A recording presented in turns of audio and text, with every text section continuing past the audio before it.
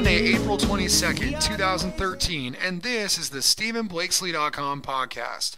On today's podcast, we will talk to Ryan Reed of Bakersfield, California, who will make his NASCAR Nationwide Series debut on Friday night at Richmond. In racing results this week, we were live on hand for the USAC Western Classic Sprint cars at Ocean Speedway, Watsonville on Friday night. 15 cars were in the pits, and 15-year-old Nathan Washam set quick time. Ryan Burnell of Hollister started the feature 6th, took the lead from Tanner Swanson on lap 4, and never looked back in taking the win. Colton Slack came home second, with Tanner Swanson rounding out the top 3 in third. Yeah, it feels good to come back to my home track where I grew up racing sprint cars and win in front of the home crowd tonight. Honestly, I had a little doubt in the beginning of the night with how the track was going to play out, but John kept it together and he gave us a great racetrack. It was dicey, there were slide jobs going, and I had a great time running with these guys, and can't thank the Fords enough. Everybody, A&A Precision, Butler Build, FK Rod Ends, and all my friends for coming out. They got to come down here and take a picture with me tonight. I got to thank my parents, everybody that supports me here, all you guys, all the fans for coming out tonight, and John Prentice for a great racetrack. Friday night also saw the Bill Brunell Memorial at Silver Dollar Speedway in Chico, where Double Down Willie Croft topped a 20-car turnout for the 410 victory, with Sean the Shark Becker and Rico Abreu rounding out the top 3. The 410 trail moved on to Antioch Speedway on Saturday night for the opener for the 2013 Golden State King of the West. Croft doubled down on the weekend, taking the victory ahead of a 30-car turnout. Rico Abreu continued his huge weekend, coming home in second, with Kyle Hurst taking the Roth Motorsports entry to third. Roth Motorsports teammate Tim Kading won the World of Outlaws feature in Indiana on Saturday night as well, in a big weekend for Roth Motorsports. 360 action at Placerville Speedway was claimed by Andy Gregg ahead of primetime Mason Moore and the red-hot Justin Sanders. The USAC CRA Sprint Cars ran a 2-day spectacular in Yuma, Arizona, with both nights being swept by the points leader Damian Gardner. The Demon leads the standings ahead of his teammate Nick Foss, with Bud Kading in third, while 5-time series champion Mike Spencer is busy playing catch-up. Ryan Burnell continued his huge weekend after winning Friday at Watsonville. He went on to Tulare to win the USAC 360 feature at Tulare. On the pavement, Kyle Spalding won the 60-lap NASCAR late model main event at Roseville's All American Speedway to score his first career victory. Spalding reeled in Ron Chun in the late stages of the race to top a 13-car turnout. Our own Outback Andy Foster was on the call for the race and caught up with Kyle after the races. Night 3 at All American Speedway for the late models. Kyle Spalding, tonight you find yourself in victory lane. A great drive by you out there in this 18 car. Kept it pretty clean. All the fenders are on and looks pretty straight tonight. Yeah, we qualified on pole, and our invert was 6, and going to the race we knew we had a good car for the long run, and John gave me what I needed to pick them off one by one. Yeah, it was a pretty clean race tonight, considering you worked your way forward and just got to victory lane. It's a great place to be down there. Yeah, for sure. I was just waiting for everybody to burn off the car, and I knew my car was good over the long run, and it was just a last race we had on the Hoosiers and no one else did, and now we put the Goodyears on and made it more even, and we came out and beat them. The Stockton 99 Speedway hosted the NASCAR Modifieds for a twin feature on Saturday night, and Jay Lindstroff swept both races in the Eclipse Racing number 25 car. Lindstroff has established himself as an early contender for the California state title with several early season wins. When we come back to the StephenBlakesley.com podcast, we'll talk to Type 1 diabetic Ryan Reed of Bakersfield, who will make his NASCAR Nationwide debut on Friday. But first, a look at our sponsors. StephenBlakesley.com is brought to you by MotoWear International. Throughout the world of racing, there is a common thread. MotoWear, online at MotoWear.com.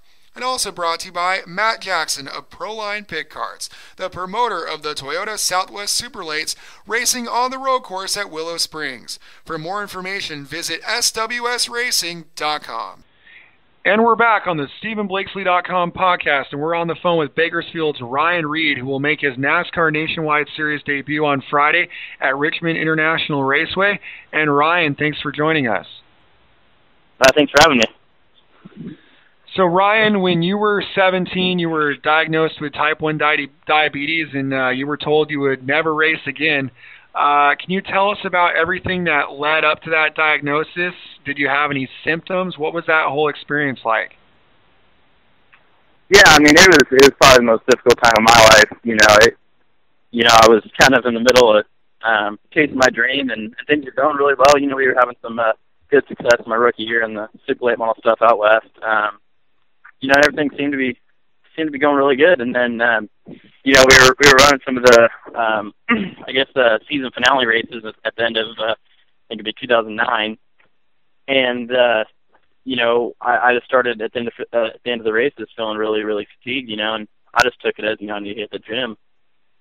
And then I was like I said, we were winning races and things were going really well, and I was in the process of moving back to North Carolina to drive for Kyle Busch at the time in his super late model stuff, and that's really when I got diagnosed. I was back there and started losing a ton of weight, and that's when all the symptoms kind of hit me all at once. And when you get that diagnosis that says, okay, you have type 1 diabetes, they try to tell you you'll never be able to race again. What transpired from that moment to get you back onto the racetrack?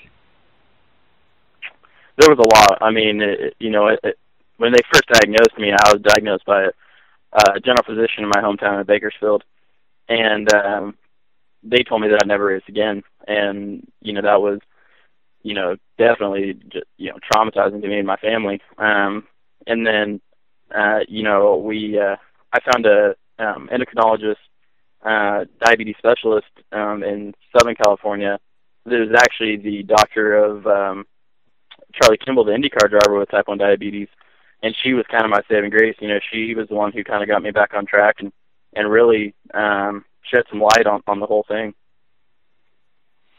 And it's interesting that you bring up Charlie Kimball, and I know you're one of the 3 drivers in the world that have type 1 diabetes that races, and I know that Kimball has a lot of monitoring systems inside the car and a lot of technology that helps him. For you, when you're out there in a race car, I know one of the things is you have, I guess, like a little target on your driving suit. If you need a shot of insulin, the crew member can go to that target. Do you have any other type of technologies in the car keeping track of your insulin levels? Yeah, me and Charlie, having the same doctor, we have a pretty similar program, especially as far as technology-wise inside the car to monitor it. The target is one thing that we use. That's really more of a safety net than anything else.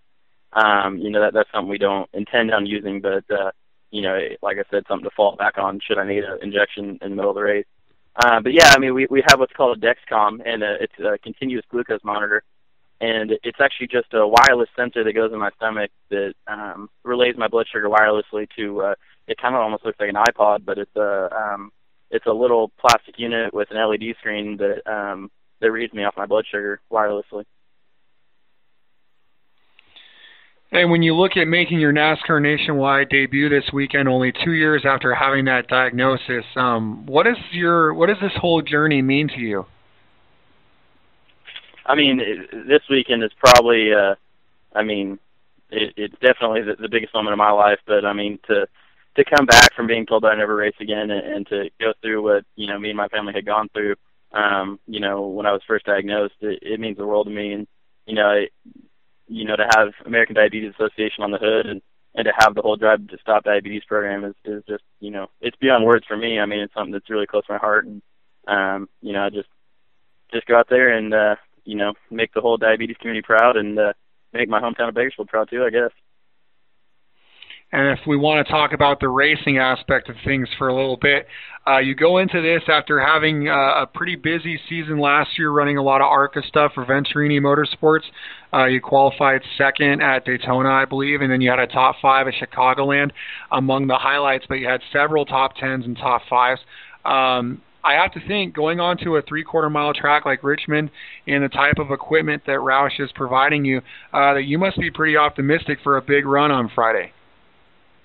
Yeah, no, we had a test at Gresham in Georgia a couple weeks ago, and that was my first time in the Nationwide car and first time working with all the Roush guys, and it went awesome.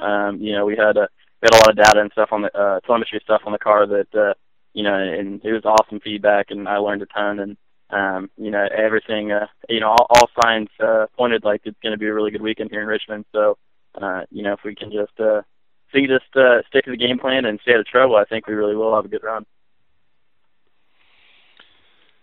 And if you look forward a little bit to May 4th, when the Kern County Raceway Park opens, you've had the chance to test there a couple times, and it looks like you'll make about 10 of the 11 races there in the Pro Late Model division. What are your impressions of that whole thing and that venue out there in Bakersfield? Honestly, it sounds like the new racetrack out in the Kern County Raceway is going to be pretty similar to Richmond, actually. So having those laps around Kern County might help me come Nationwide time. But no, I'm excited. We got to kind of debut the late model program a couple weeks ago at Irwindale, and we started the super late model season off with the W. So I was really proud of all my super late model guys, Mike Munoz and everyone on the super late model side, like I said. And so it should be a lot of fun. I know the super late model thing is a huge passion of mine. It's kind of where I cut my teeth, so I love to go and do that as much as I can, and plus it keeps me in the seat if I'm not racing the Nationwide car. And you've been to a lot of racetracks in a short period of time, running some of this east stuff, some past south. How does this track at Kern County Raceway Park, does it compare to anything you've ever seen before? It seems like it's a very unique racetrack. Yeah, it is pretty unique. I mean, especially for the West Coast.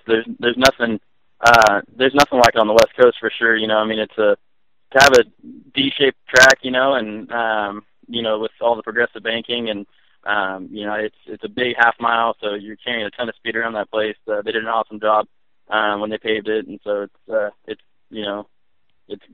awesomely smooth, and there's no complaints. I think it's pretty close to flawless. It should make really good racing. But I was out the first time I was on it, I raced Iowa last year, and that was probably the closest thing I compare it to that I've been on. Brett Moffitt was in the car. He jumped in to make a few laps too, and he thought it was pretty similar to Iowa too. And talking to Dave Mayhew and a couple of other guys that have been on both Iowa and Kern County, that they felt like that was a pretty close comparison. So for a late model track to drive like Iowa, I think that's pretty awesome. And growing up in Bakersfield, you didn't really have a home track after Mesa Marin closed about 10 years ago. So what do you think that means to both you and also just to the city of Bakersfield to have a racetrack like this in your hometown? I think it's pretty awesome. I mean, I grew up watching races out of Mesa Marin, watching my dad race out there, and guys like Ron Hornaday and Kevin would come to town and race from time to time. So it was a big deal for Bakersfield to have a track. So I think Bakersfield's such a huge racing community that I think it needs an asphalt track. So I'm really excited to see. I'm definitely excited to race on it. I never got the chance to race on Mesa, so I can't wait to get out in front of my hometown crowd and put on a show for those guys. And I think the last thing I want to ask you about is let's talk a little bit about your Ryan's Mission program. I know that that's been a big part of your life the last couple of years, and you're going to be promoting that heavily on both the Nationwide side and then also out there at Kern County Raceway Park. All the time I see you on Facebook and Twitter. You guys are very active with that program. Can you tell the folks at home a little bit about all the different things that Ryan's Mission does? Yeah, I would say probably the biggest thing this year is the Drive to Stop Diabetes campaign that we partnered up with American Diabetes Association on. And, that's going to be definitely our biggest program this year. And, it's amazing to me to see how far it's come. And it started off, I don't even really know if it was it just kind of started out as something so organic and, just kind of, hey, a kid who got diagnosed with type 1 diabetes is trying to make it as a race car driver, and to see how far it's come and to see what it's turned into is just so awesome for me, and I know it's a big passion of mine and my whole family. So we can't wait to see where it goes. And like I said, the Drive to Stop Diabetes program has already had so much success this year, and we've gotten so many people coming up to us and thanking us for what we're doing that it's definitely been fulfilling. So I can't, like I said, wait to see where it goes, and I'm just excited overall. Well, Ryan, we want to wish you good luck on Friday at Richmond. I saw on the entry list you have that little red highlight behind your name, meaning you still have to qualify in, even though it's a Roush car, but I don't think you'll have a problem there. Good luck on Friday, and we're looking forward to seeing you next Saturday at Kern County Raceway for the opener. Yeah, hopefully we can head up to Kern County with some good momentum after the Nationwide race, and hopefully maybe bring some hardware back to Bakersfield. We want to thank you for tuning in to this edition of the StephenBlakesley.com podcast. And a thanks again to our guest Ryan Reed and our correspondent Outback Andy Foster for coming on to the show. A reminder, for the best in short track racing news, you can follow us on our website, Facebook, Twitter, and YouTube pages. Thanks again for listening, and we'll see you at the races.